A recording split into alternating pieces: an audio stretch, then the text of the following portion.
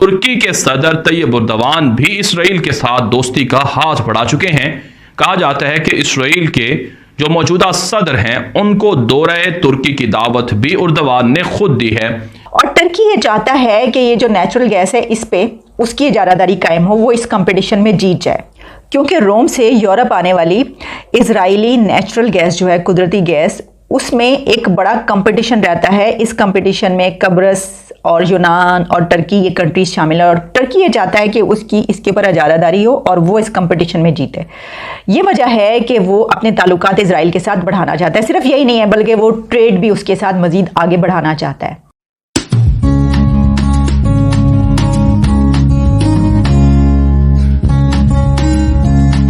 کہ ترکی کے ساتھ ایک مرتبہ پھر اسرائیل نے تعلقات بہتر کرنا شروع کر دیے ہیں، ترکی کے ساتھ دوستی لگانا شروع کر دی ہے، اور ترکی کے صدر طیب اردوان بھی اسرائیل کے ساتھ دوستی کا ہاتھ بڑھا چکے ہیں۔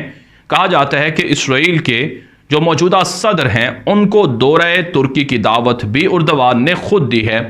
گزشتہ روز اسی حوالے سے ترکی کے اندر باقاعدہ ایک اجلاس بھی ہوا ہے۔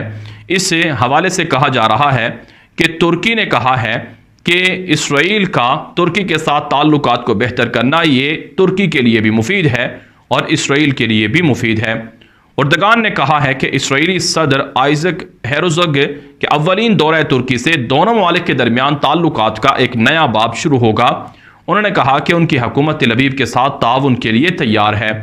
ترکی کی کوشش ہے کہ وہ خلیج اور مشرق وسطیٰ کے ممالک کے ساتھ تعاون بڑھائے۔ اسی تناظر میں ترک صدر طیب اردوان نے بالخصوص متحدہ عرب امارات اور اسرائیل کے ساتھ قریبی اور دوستانہ تعلقات کو انتہائی اہم قرار دیا ہے۔ طیب اردوان ایسا اس لیے کر رہے ہیں کیونکہ وہ اسرائیل، یعنی آپ سمجھ لیجئے کہ روم کے ذریعے یورپ سے جو قدرتی گیس ہے، نیچرل گیس، اس پہ ایک بڑا کمپٹیشن ہوتا ہے، اور وہ ہوتا ہے ترکی، قبرص اور یونان کے بیچ۔ اور ترکی یہ چاہتا ہے کہ یہ جو نیچرل گیس ہے اس پہ اس کی اجارہ داری قائم ہو، وہ اس کمپٹیشن میں جیت جائے، کیونکہ روم سے یورپ آنے والی اسرائیلی نیچرل گیس جو ہے، قدرتی گیس، اس میں ایک بڑا کمپٹیشن رہتا ہے۔ اس کمپٹیشن میں قبرص اور یونان اور ترکی یہ کنٹریز شامل ہیں، اور ترکی یہ چاہتا ہے کہ اس کے اوپر اجارہ داری ہو اور وہ اس کمپٹیشن میں جیتے۔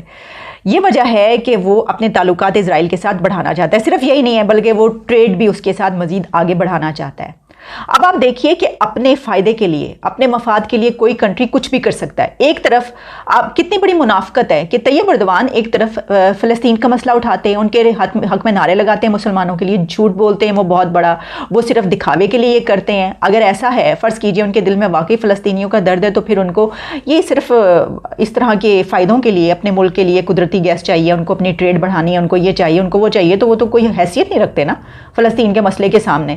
تو ایک طرف دوسروں کو بیوقوف بنایا جاتا ہے، تو طیب اردوان بھی دوسروں کو بہت اچھے، بلکہ صرف پاکستان کو، ہمارے وزیر اعظم کو، ہماری کنٹری کو، ہمارے لوگوں کو ہم خود بیوقوف بناتے ہیں، ان کو بتانے کی کیا ضرورت ہے۔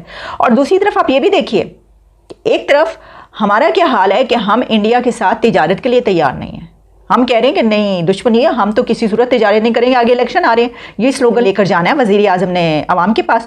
وہ کہتے ہیں تجارت نہیں ہوگی، ہم نے تجارت نہیں کی، اور ترکی انڈیا سے تجارت کر رہا ہے۔